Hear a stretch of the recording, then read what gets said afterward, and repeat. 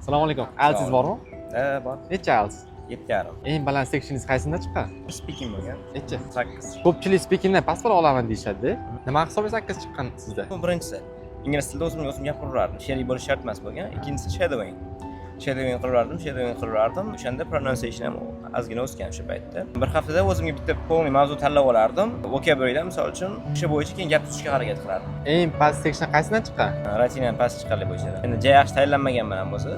Past ochib qo'yganda, unda mix tushib qolgan.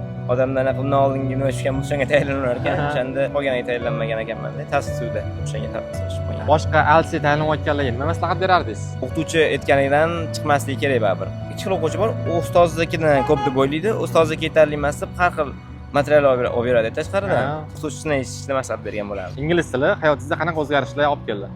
Juda ham ko'p o'zgarishlar. Birinchidan dunyoqarashim sal kengaydi deb o'ylayman endi, o'zimga chetdan baho berganda. Misol uchun bu yerdan ishdan ketsam, keyin qayerga borar ekanman, ish topa olarmikanman degan muammo bo'lmagan ko'pincha. Shunaqa narsa. Uchinchidan material bemalol olayman. O'zbekcha kontentga bog'lanib qolmaganman-da, misol uchun. O'rganishga ham osonroq-da. Ko'rdinglar ingliz tili qay darajada kerakligini. Bu videoni IELTS olmoqchi bo'lgan tanishlarga yuborib qo'ying.